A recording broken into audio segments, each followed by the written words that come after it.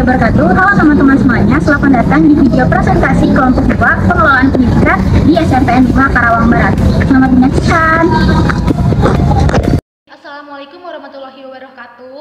Kami dari kelompok 2 ingin mempresentasikan hasil observasi kami terkait pengelolaan pendidikan di SMPN 5 Karawang Barat dengan dosen pengampu Bu Winike Dinar Pratiwi, ST, SPD, MPD. Nah, anggota kelompok kami yang pertama ada Alifia Utami, yang kedua ada saya sendiri Nadia Putri, dan yang ketiga ada Zahra Khairunisa.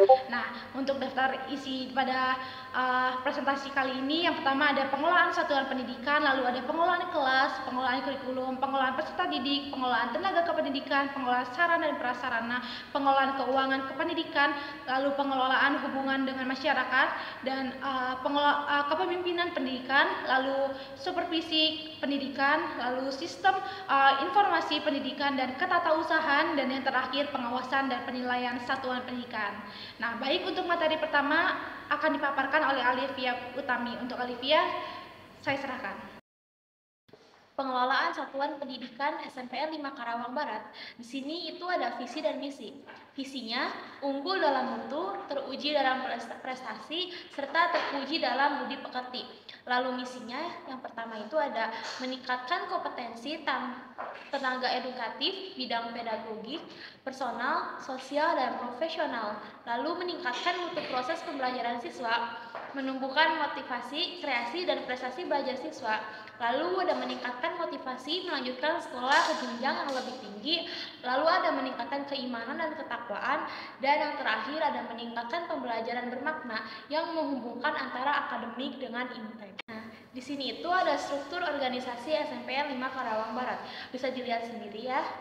Nah, baik, di sini itu ada pembiasaan yang ada di SMPN 5 Karawang Barat. Pembiasaan yang rutin dilakukan pada SMPN 5 Karawang Barat yaitu membaca doa dan surat pendek sebelum memulai pembelajaran, literasi di dalam kelas sebelum mulai pembelajaran, upacara bendera setiap hari Senin, ekstrakurikuler pramuka wajib setiap hari Kamis untuk kelas 7. Lalu ada program unggulan pada SMPN 5 Karawang Barat. Salah satu program unggulan yang ditekankan di SMPN 5 Karawang Barat yaitu terletak pada bidang olahraga, khususnya dalam ekstrakurikuler bola voli. Sekolah tersebut memiliki perhatian yang mendalam terhadap pengembangan olahraga voli sebagai bagian utama dari program unggulan mereka. Lalu ada proses penerimaan siswa baru dan pemeliharaan data pribadi siswa. Nah, dari hasil observasi yang telah kita dapatkan, tata usaha di SMPN 5 Karawang Barat ini akan memasukkan data setelah menerima laporan mengenai penerimaan siswa baru. Nah, baik, di sini ada akreditasi sekolah SMPN 5 Karawang Barat yaitu adalah A atau sangat baik, dan jumlah gurunya itu ada 35 orang guru, dan jumlah siswa pada SMPN 5 Karawang Barat ini ada 1.320 siswa. Baik, untuk selanjutnya adalah pengelolaan kelas. Nah, di sini pertama, penerapan suatu sistem dalam mengelola kelas pada SMPN 5 Karawang Barat. Nah, berdasarkan hasil observasi yang kami lakukan, penerapan pengelolaan kelas dengan menggunakan teknik mendekati. Jadi guru mendekati peserta didik. Nah, yang kedua ada kegiatan pengelolaan kelas pada SMPN 5 Karawang Barat. Waktu itu kami mengobservasi kelas 8B. Nah, jadi guru yang pertama masuk kelas lalu menyiapkan siswa untuk berdoa, lalu mengabsen dan mencatat yang tidak masuk. Nah, menulisnya di agenda kelas, lalu melihat kebersihan kelas. Jika sudah bersih, maka pembelajaran akan segera dimulai. Nah, lalu ketiga adalah mengelola disiplin. Guru mengelola disiplin siswa dengan menegur secara langsung, namun menegurnya dengan menggunakan kata-kata halus. Nah, untuk selanjutnya adalah pengelolaan kurikulum. Nah, berdasarkan hasil observasi yang kami lakukan, kurikulum yang digunakan pada kelas 8 dan 9 yaitu kurikulum 13 atau KTSP, lalu untuk kelas 7 menggunakan kurikulum merdeka. Nah, untuk proses pengembangan kurikulum, SMPN 5 Karawang Barat sudah menyesuaikan ketetapan aturan pemerintah untuk melakukan evaluasi kurikulum. Nah, SMPN 5 melibatkan guru yang kompeten sehingga kurikulum dianggap efektif dan berjalan dengan lancar. Lalu penyesuaian dengan kebutuhan dan perkembangan siswa serta teknologi. Nah, SMP 5 Karawang Barat sudah menggunakan teknologi di dalam kelas seperti HP dan menggunakan media Google Classroom, Quizzes yang sudah diintegrasi dalam kurikulum. Lalu untuk tantangan dalam manajemen kurikulum, tantangan utamanya pada SMP 5 Karawang Barat yaitu penggunaan teknologi dengan harapan bahwa guru tidak menjadi gaptek. Nah, lalu untuk peran supervisor dalam seleksi materi pengajaran. Nah, supervisor melakukan penilaian terhadap materi pengajaran yang sudah dirancang oleh guru, memastikan kualitas dan memverifikasi kesesuaian dengan rencana yang telah ditetapkan. Nah, untuk selanjutnya adalah pengelolaan peserta didik. Dalam pengelolaan peserta didik, salah satunya guru berfokus pada rangkaian kegiatan dalam pengelolaan kelas. Nah, SMP 5 Karawang Barat menggunakan teknik inner control dengan menumbuhkan kepekaan agar murid dapat disiplin dan dapat mengendalikan diri mereka sendiri. Nah, caranya bagaimana sih? Jadi, berdasarkan observasi yang kami lakukan, guru menegur dengan bahasa halus atau dengan pujian, lalu mengevaluasi kemajuan individu siswa melalui tes lisan dan tulisan. Nah, untuk selanjutnya adalah menasihati dan menghargai siswa jika ia melakukan suatu kesalahan. Selanjutnya, pengelolaan tenaga kependidikan. Yang pertama, kolaborasi antara guru dengan staf akademis dalam hal administrasi. Administrasi berkolaborasi dengan guru-guru, semisalnya ada kendala lalu ada SKP, maka akan dibuatkan kolaborasinya ke bagian kepegawaian. Selanjutnya, perancang struktur organisasi dalam penyelenggaraan pendidikan. Struktur organisasi dirancang oleh kepala sekolah, guru, dan wakasek. Didukung dari berbagai aspek, ada dari komite, guru, siswa, ortu murid, serta kepala sekolah. Selanjutnya, pengelolaan kinerja guru dan staf administrasi di SMPN 5 Karawang Barat. Pengelolaan kinerja guru dikelola oleh guru itu sendiri, sedangkan untuk penjadwalannya ada di bidang kurikulum. Baik, di sini ada pengelolaan sarana dan prasarana. Fasilitas yang tersedia di SMPN 5 Karawang Barat diantaranya ada perpustakaan, laboratorium IPA, ruang guru, ruang kepala sekolah, ruang TU, ruang bidang kurikulum, ruang kelas, UKS, masjid, ruang sarana olahraga, ruang konseling, koperasi, dapur bersama, dan ada panggung.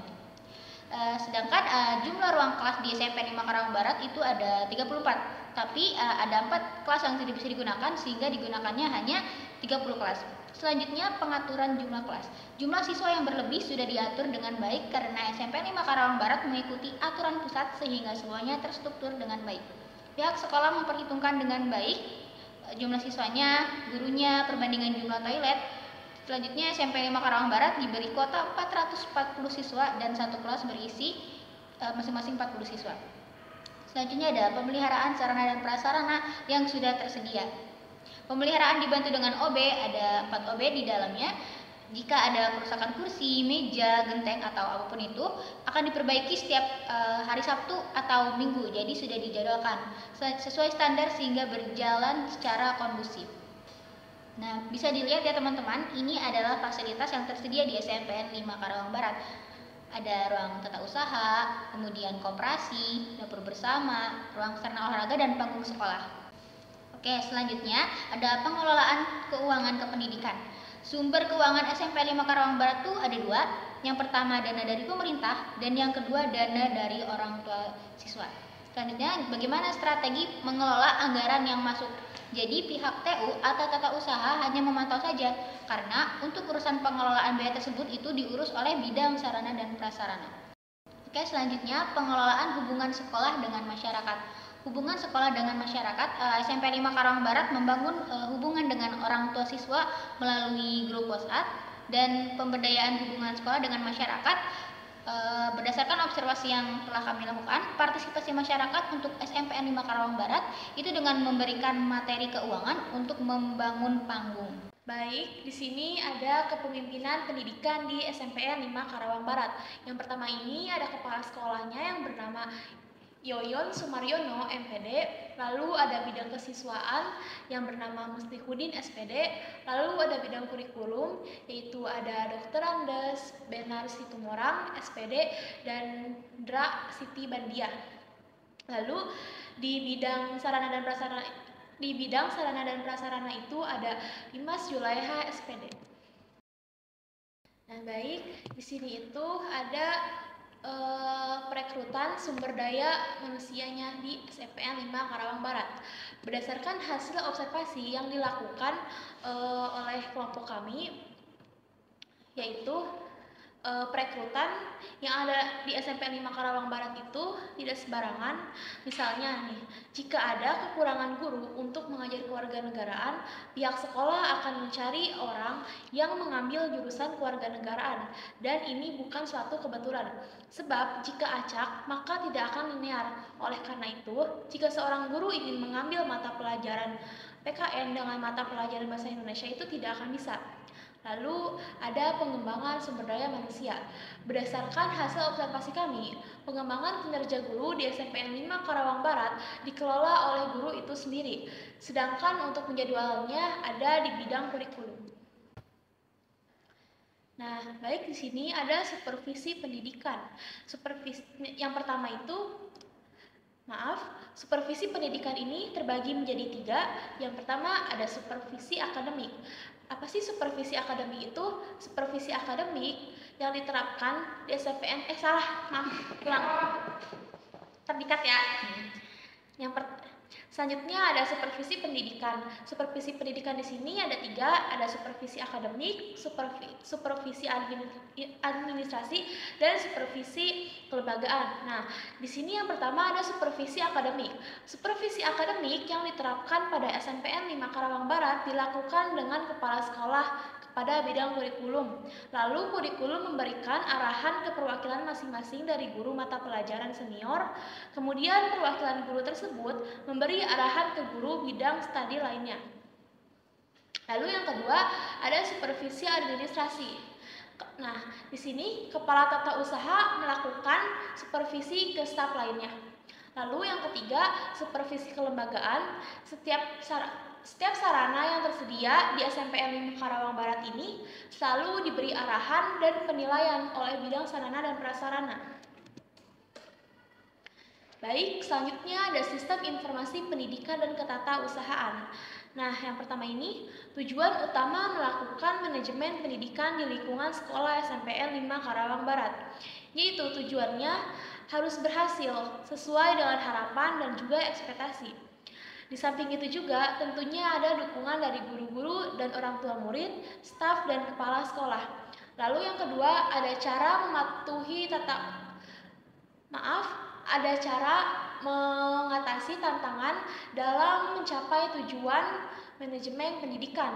Nah, yaitu melakukan evaluasi ANET atau analisa dan evaluasi secara menyeluruh. Semisal ada kekurangan, lalu nanti melakukan ANET lagi dan akan diberikan kepada siswa atau wali kelas untuk diperbarui lebih baik atau lebih lanjut lagi ke depannya.